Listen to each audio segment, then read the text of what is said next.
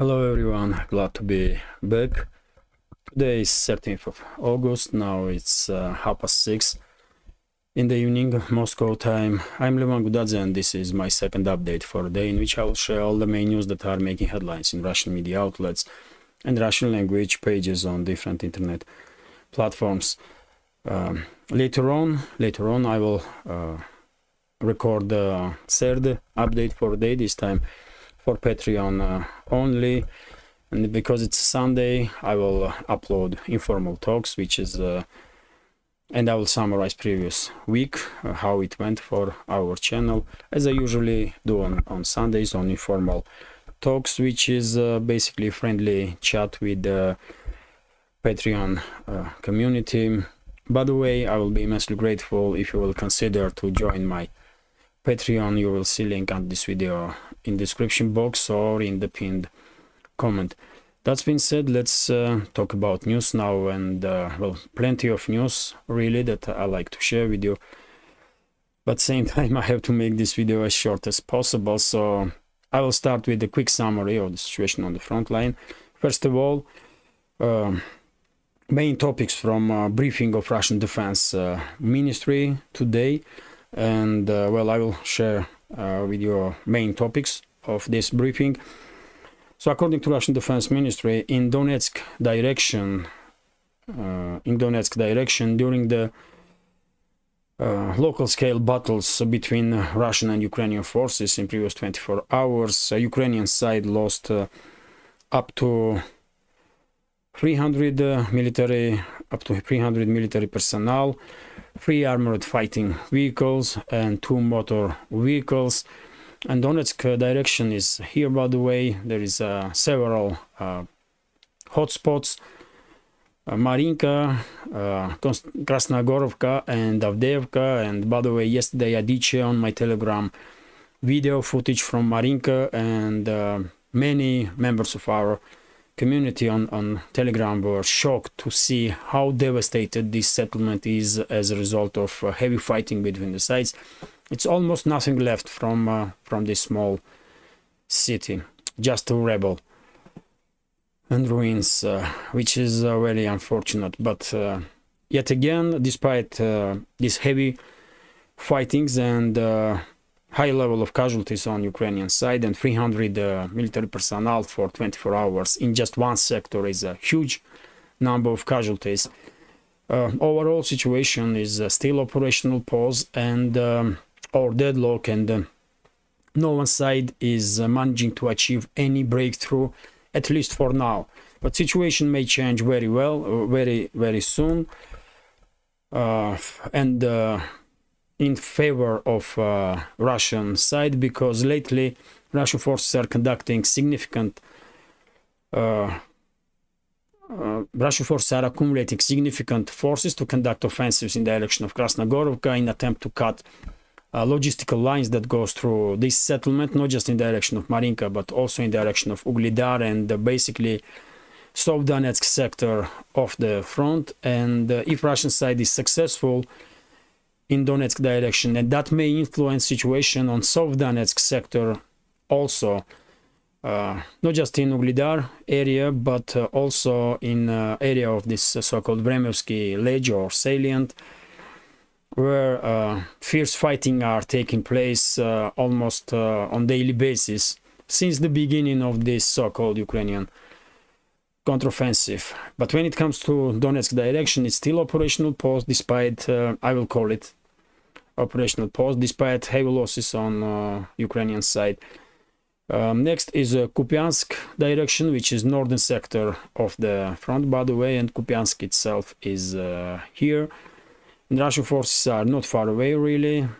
Some estimations are that closest forward units of Russian forces are in just several kilometers away from Kupiansk. So according to Russian Defense Ministry, as a result of local scale battles and artillery duels between the sides, Ukrainian forces lost up to 60 military personnel, 4 armored fighting vehicles, 2 motor vehicles, and 1 US manufactured ANTPQ-36 counter-battery radar station, which once again indicates that mainly it's artillery duels that are taking place in this sector of the front right now.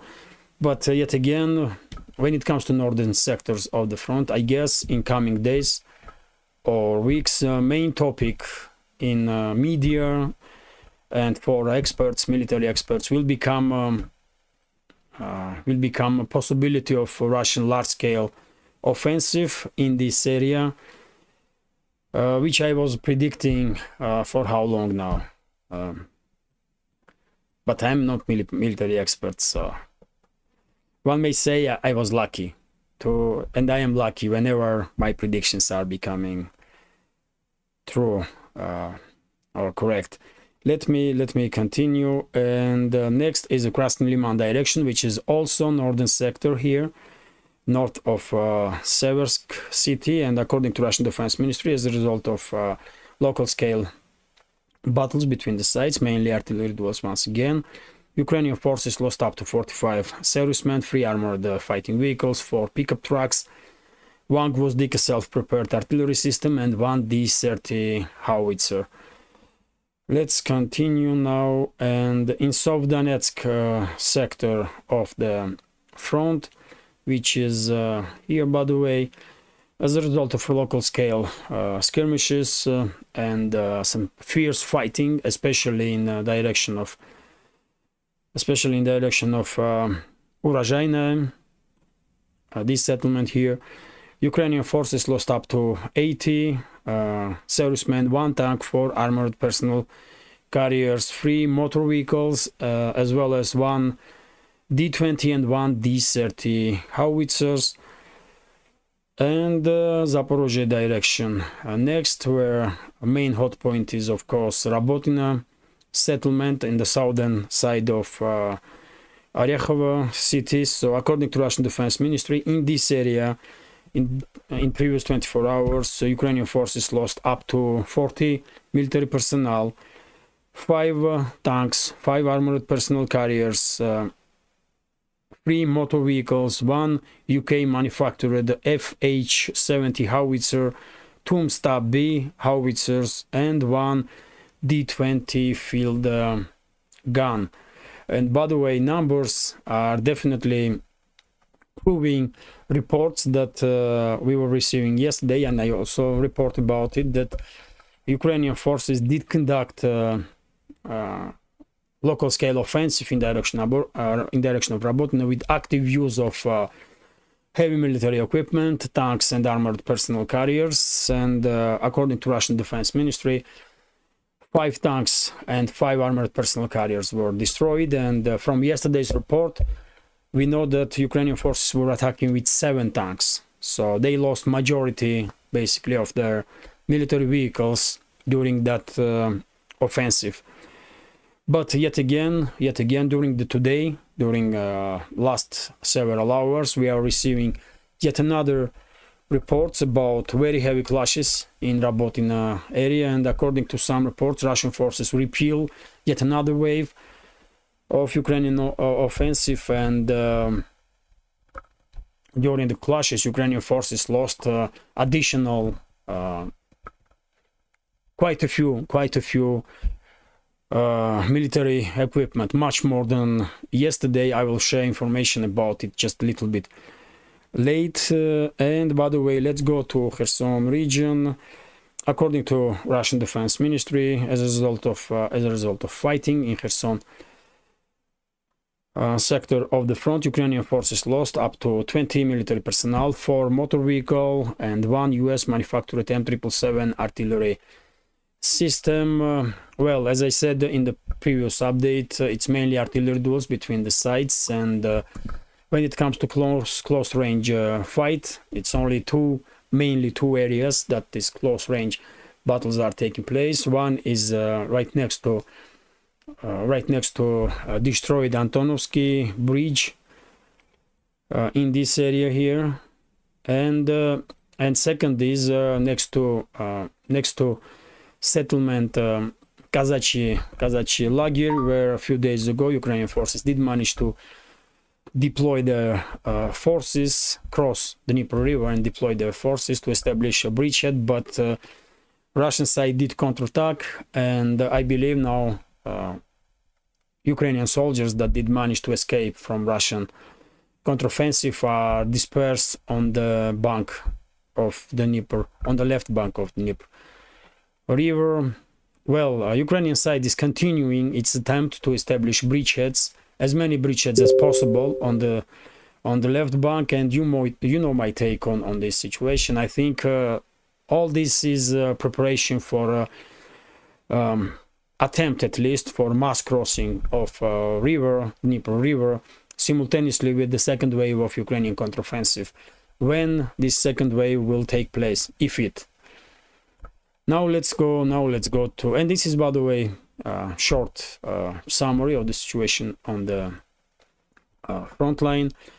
Now let's go through some additional news, and as I just said minutes ago, today we are receiving some additional reports about situation in Zaporozhye sector of the front line, in Rabotino area, to be more precise. And according to statements from aide of governor of Zaporozhye region, Evgeny Belitsky, Russian side did repeal today yet another Ukrainian wave of offensive in direction of Rabotino, and as a result of fierce clashes in that area, Ukrainian forces lost up to 20 units of military equipment, tanks, armored personnel carriers, motor vehicles, and so on, artillery systems, and so on, and about 60 military personnel. Well, quite a number when it comes to Ukrainian military equipment.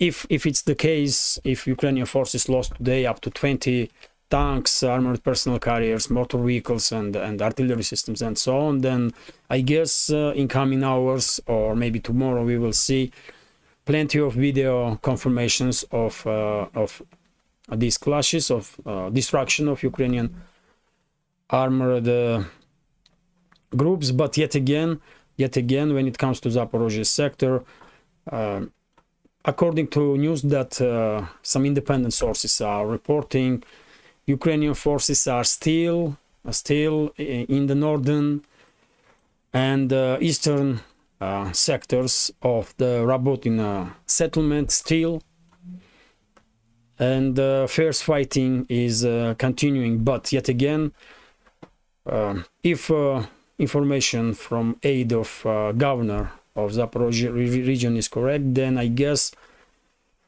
for tomorrow morning there will be no more Ukrainian forces in Rabotino. But yet again, who knows, maybe Zelensky's regime will send additional waves of offensive of Ukrainian forces in this area. Let me continue now, and RIA Novosti is reporting that in Zaporozhye nuclear power plant, 6 nuclear power block was transferred to hot shutdown mode. I did share information about it on my Telegram, and if I may, I will read a few sentences from there. So Zaporozhye nuclear power plant switched the reactor of the block number 6 to the hot shutdown mode. If that's the case, then, and by the way, in this mode, this reactor is still continuing to produce steam for internal needs of Zaporozhye nuclear power plant. But as I understand, for now, all other 5 power blocks are in the cold shutdown mode. Only 6 block is remaining in the hot shutdown mode, and well, I guess in coming weeks, when temperature in that block will decrease enough, this reactor will be transferred to a cold shutdown mode, which means that Zaporozhye nuclear power plant will stop generate steam and electricity. But yet again, I'm not nuclear scientist, but that's how I do read this picture, because a couple of weeks ago, one of the representatives of Zaporozhye nuclear power plant did stated that only 1 power block was remaining, number 6 was remaining in the hot state. Number 4 power block was transferred to hot shutdown. and rest of the blocks, and it's only 6 blocks in this power station, rest of the blocks were in the cold shutdown state. And by the way, today we also received information that just recently number 4 block was transferred from hot shutdown mode to cold shutdown mode. So it's a trend, isn't it? So I guess number 6 power block will also be transferred to cold shutdown mode in coming weeks. But yet again, I'm not a physics scientist, so it's just my reading of the picture and my report about statements that was made about this power plant. Let's continue now. And TASS News Agency is reporting that Chancellor of Germany Scholz did made statements about Ukraine during his interview on a ZDF TV station. I believe this is German TV station, but I may be wrong, I don't know. But during this interview on ZDF TV station, Scholz said that talks about Ukraine and the peace negotiations have to continue with the active participation of international participants, international partners. But yet again, question is rising, who they gonna talk to? Just recently we did see a meeting in Saudi Arabia that was according to some reports was hosted by Saudi Arabia as because of the Western pressure, and Russia was not invited in that meeting. Then if Scholz means that kind of meetings have to continue, then what is the point if Russia is not invited? But yet again, if even Russia is invited, can Moscow trust current leadership of Ukraine or leadership of NATO member states, with one exception, Hungary? I mean, can Moscow really trust current leadership of Ukraine or leadership of NATO member states? Answer is obvious, isn't it? No, Moscow cannot trust none of them. And because that's the case, then I only can repeat my prediction, long-stand prediction, that after this conflict will end, even though I am all in support of all these peace talks and peace negotiations, and I will be very happy if this conflict will end right now. But if we are realists, then we do understand that this is not happening, isn't it? And that's why I'm remaining on my remaining on my position that once this conflict will end, there will be no more Ukraine on the political map. And one of the reasons for it, exactly this mistrust, because Moscow cannot trust nobody in current regime in Ukraine and in the leaders of the West. It's just not happening.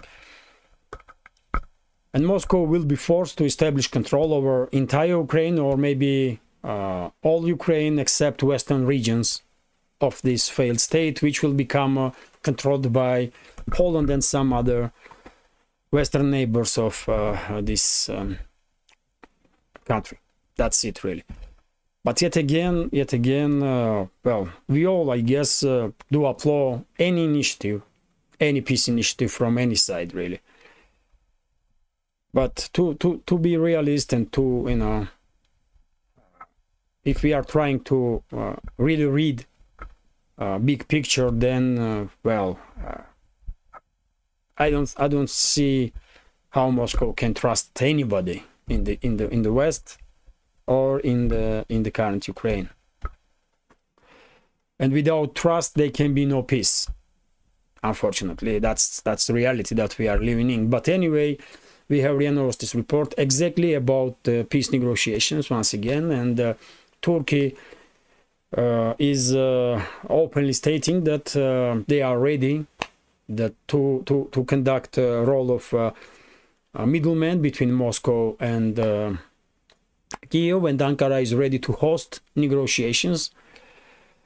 As you know, in March, if I'm not mistaken, of 2022, there was some negotiations in Turkey between Russian and Ukrainian sides, and some agreements even was reached, after which Russia did withdraw its forces from Kiev, Sumy and Chernigov regions. But then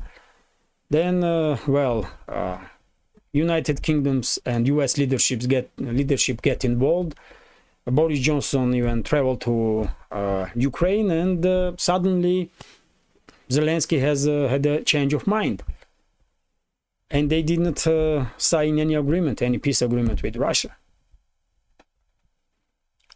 And well, Ankara may be ready to conduct another stage of negotiations, but what is the point if there is no trust? I don't know. And let's continue. And by the way, I may be mistaken. Maybe Putin thinks Zelensky still can be trusted. I don't know, but I'm just skeptical.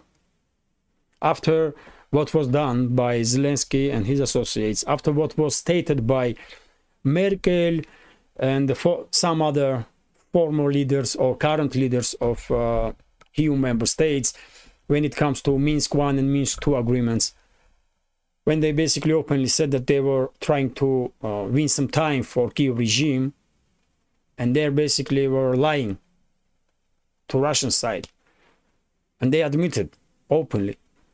So I mean, how are you gonna trust this type of individuals? But anyway, let's continue.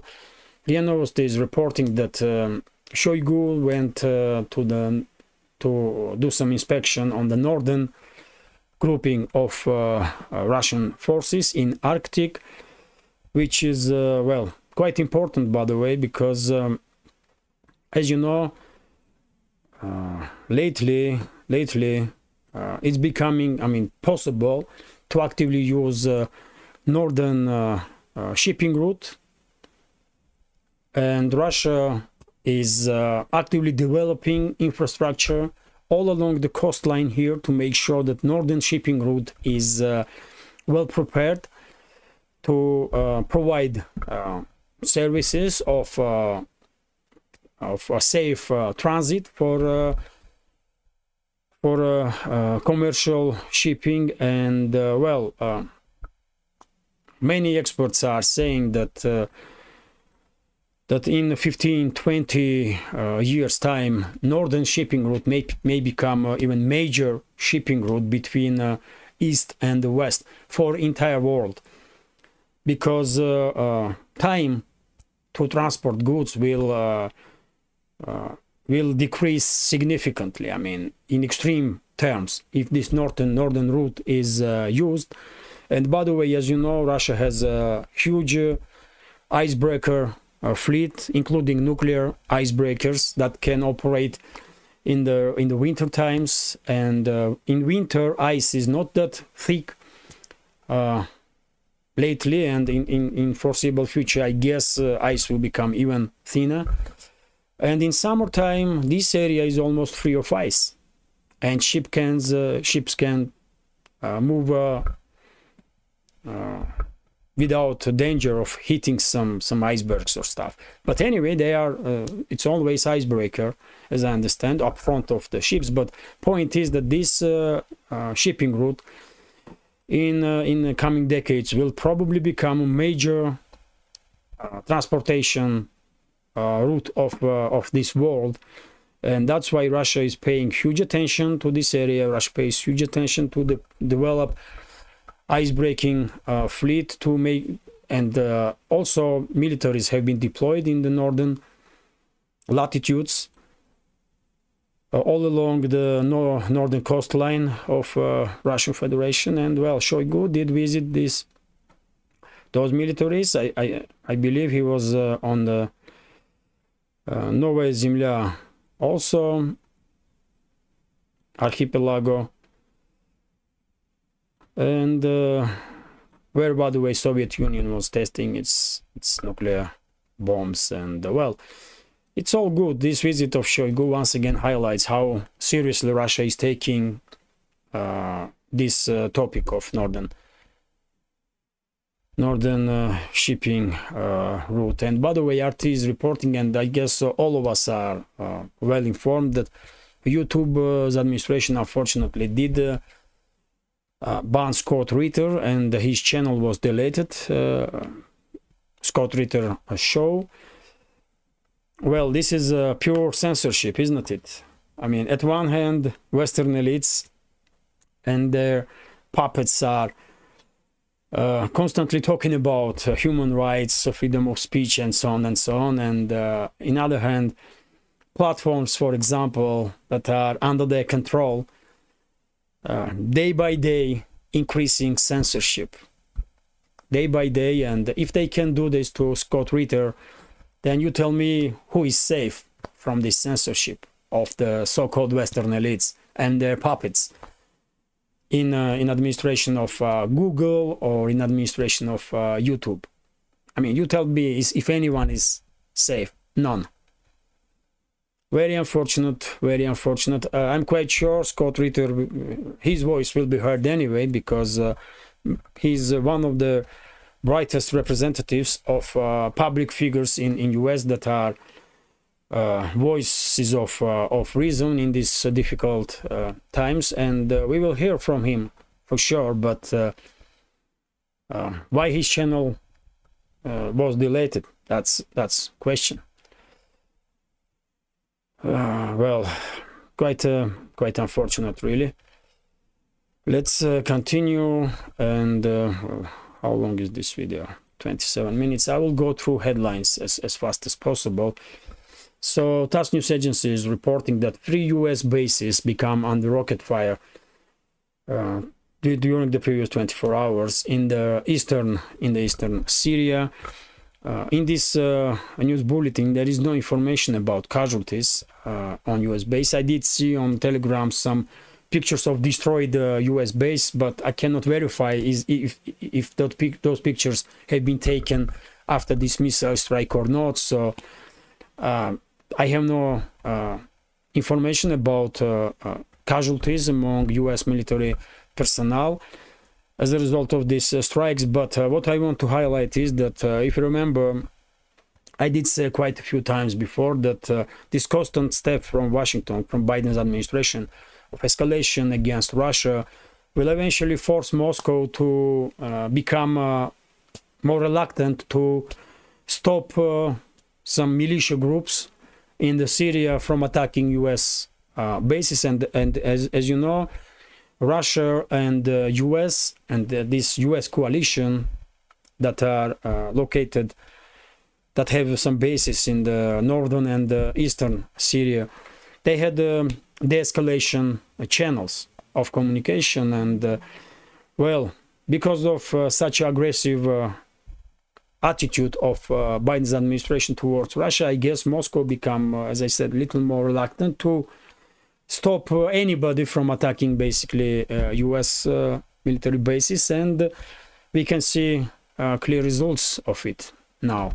US bases becoming under frequent attacks, and I guess it's only a matter of time when Pentagon and Washington will be forced to withdraw its forces from northern and eastern Syria. It's just only a matter of time.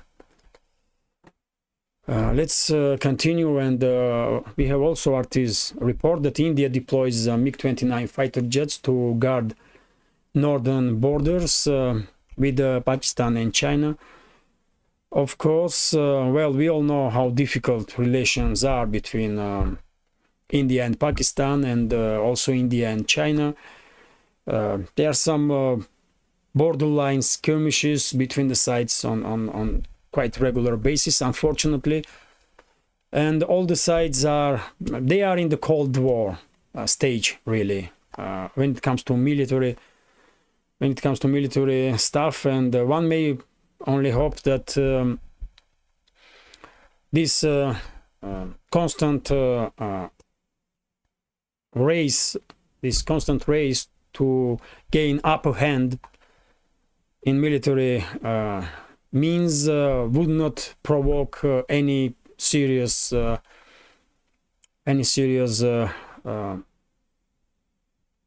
conflict between the sides.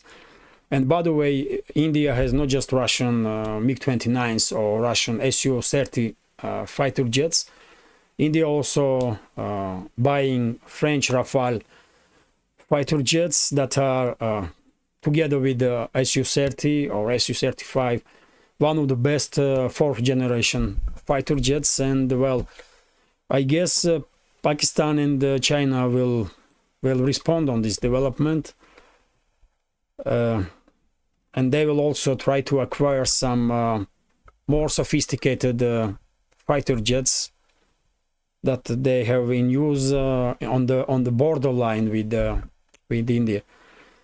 Let's continue. TASS news agency is reporting that candidate in presidency of US, Donald Trump, did made a statement during his interview with the British Sunday Times that according to him, he has 100%, close to 100% chance to win presidential elections in US. And well, I'm not expert in internal affairs of US. I do know that there are few popular candidates. Trump is one of them. Also, when it comes to Republicans, also DeSantis has some chances, I guess. Also, this young entrepreneur, billionaire, I forget his name, he's becoming quite popular. That's Republicans. And on the other side,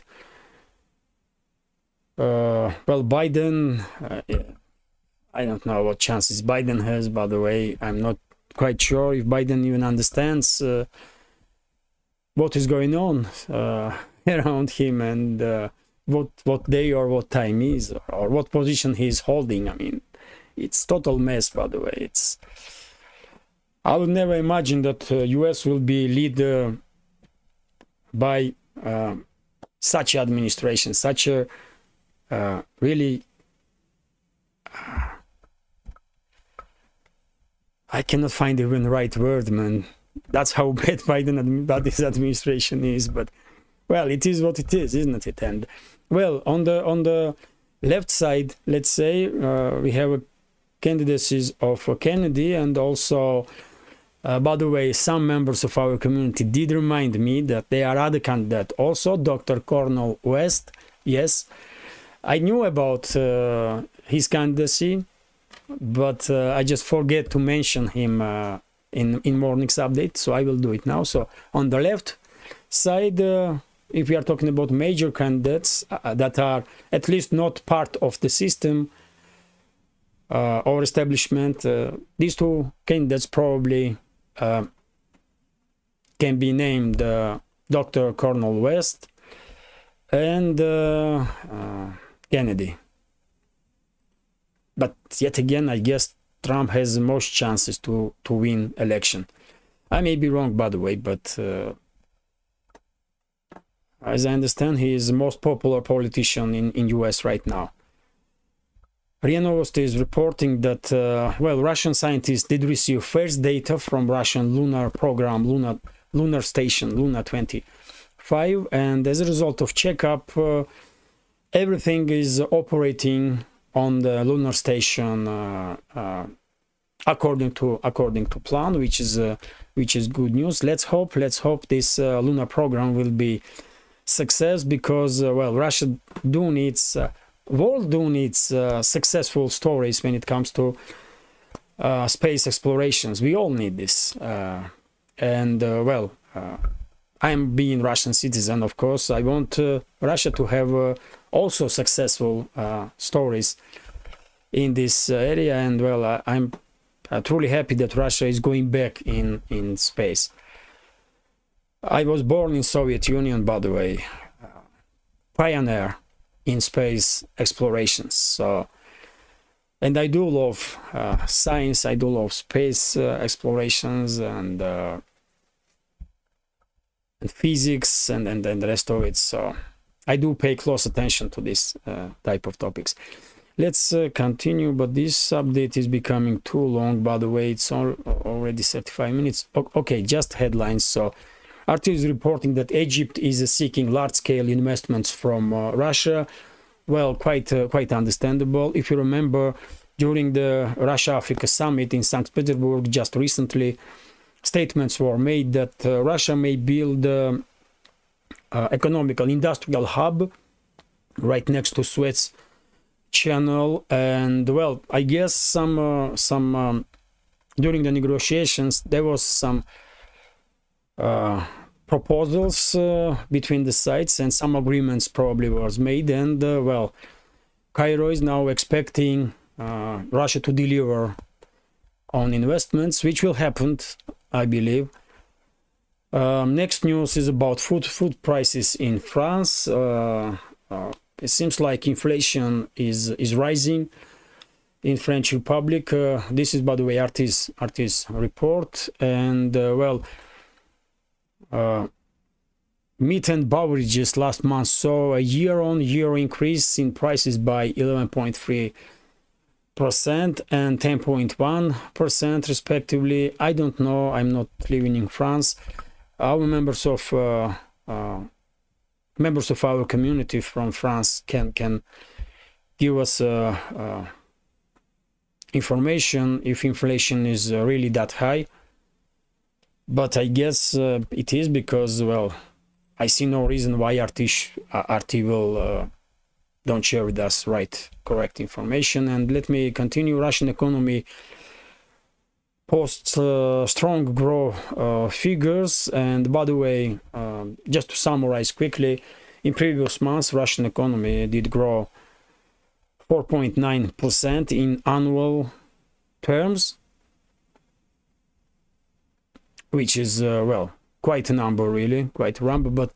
But overall, Russian experts, Russian economists, and central banks and Minister of Finance are expecting that Russian economy will grow about 2% when it comes to annual inflation, which is not 4 or 5%, not that big of a number but still quite a good result if you take into account all this pressure from the Western elites. And this is going to be last news. Russians are ditching dollar, according to central bank. Around 450 million worth of foreign currency was dollar worth of foreign currency was converted into rubles the last month's data shows. Well, interesting. I did not expect that. Usually when Russian ruble is losing positions, we are seeing increased interest towards foreign currencies, among them, of course, dollar.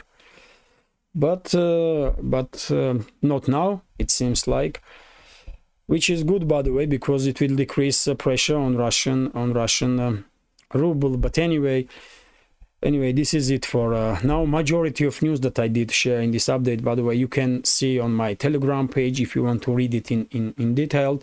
I hope you will find this update interesting, and if so, please click that like button, leave some commentary about any topic you like, and if you can, please share links to my videos or my channel with your friends on Facebook, Twitter, Telegram, or any other platform that you're active on. And if you think this channel, this project is interesting, useful, informative, and deserves to exist, please consider to support with small donations through PayPal, Buy Me a Coffee, or by subscribing to my Patreon page. You will see links under this video in the description box. This is it for now. I try to make it short, by the way. I really try. So I hope you have a great day, and I hope you had a great weekend. I wish you a successful upcoming new week. Take care and see you soon.